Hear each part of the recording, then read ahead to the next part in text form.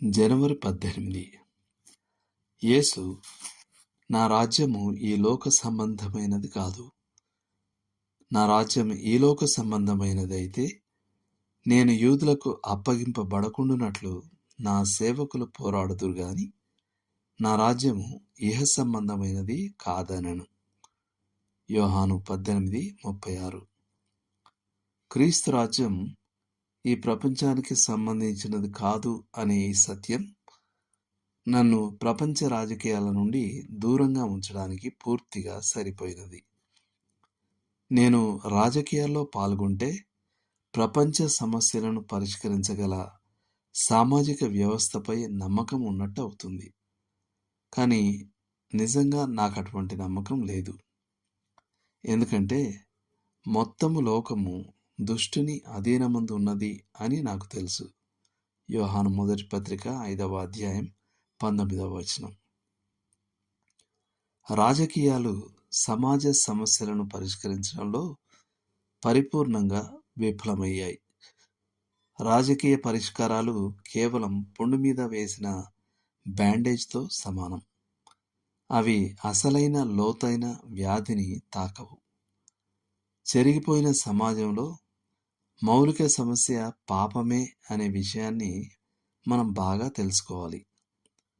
పాపాన్ని తాకని ఏ పరిష్కారమైనా నిజంగా సమగ్ర చికిత్సగా పరిగణించబడదగినది కాదు.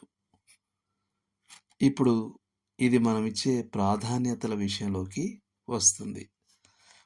నేను రాజకీయ కార్యక్రమాలలో నా సమయాన్ని గడపాలా, లేక అదే సమయాన్ని సువార్త ప్రకటించడానికి వినియోగించాలా? యేసు ఈ ప్రశ్నకు స్పష్టమైన సమాధానం ఇచ్చాడు. మృతులు తమ మృతులను పాతిపెట్టుకొన నిమ్ము, నీవు వెళ్ళి దేవుని రాజ్యమును ప్రకటించుము. లూకా 9:60. మన ప్రథమ ప్రాధాన్యత క్రీస్తును ప్రజలకు తెలియజేయడమే. ఎందుకంటే ఈ లోక సమస్యలకు నిజమైన పరిష్కారం ఆయనే. మా యుద్ధోపకరణములు శరీర సంబంధమైనవి కావు గాని దేవుని ఎదుట దుర్గములను పడద్రోయజాలినంత బలము గలవై ఉన్నవి. కొరింథీయులకు రాసిన 2వ పత్రిక 10వ అధ్యాయం 4వ వచనం. దీని వెలుగులో మేము ఓటు హక్కు ద్వారా కంటే ప్రార్థన, ఉపవాసం మరియు దేవుని వాక్యం ద్వారా జాతీయ అంతర్జాతీయ చరిత్రను మార్చగలమనే ధైర్యంగా గ్రహించవచ్చు. ఒక ప్రజానాయకుడు ఒకసారి ఇలా అన్నాడు: రాజకీయాల స్వభావం అన్యాయంగా ఉంటుంది. దేవుని సంఘం మానవ వ్యవహారాలతో రాజకీయ ఎన్నికల రంగంలో ప్రవేశించి తాను నిజంగా ఏది చేయాలో మర్చిపోగలదు. ఎందుకంటే అందులో దేవుని సంఘం పాల్గొనడం వలన దాని ఉద్దేశ శుద్ధత కోల్పోతుంది.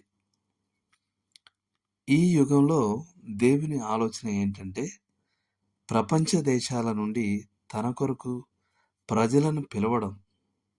అపోస్తల కార్యములు 15:14. పరిశుద్ధత లేని ఈ లోకంలో ప్రజలను సుఖంగా ఉంచడం కాదు, వారిని దాని నుండి విమోచించడమే ఆయన లక్ష్యం. ఈ గొప్ప విముక్తిలో దేవునితో కలిసి పనిచేయడమే నా కర్తవ్యం. ప్రజలు యేసును అడిగారు, మేము దేవుని కార్యములను చేయాలంటే ఏం చేయాలి? ఆయన సమాధానం, దేవుడు పంపిన వారిని విశ్వసించడమే దేవుని కార్యం. యోహాను 6:28-29 వచనాలు. కాబట్టి ఇదే మన ధ్యేయం. ప్రజలను ఓటు బాక్సుల వైపు కాకుండా విశ్వాసంపైకి నడిపించడమే. దేవుడు మిమ్మల్ని దీవించునుగాక. ఆమేన్.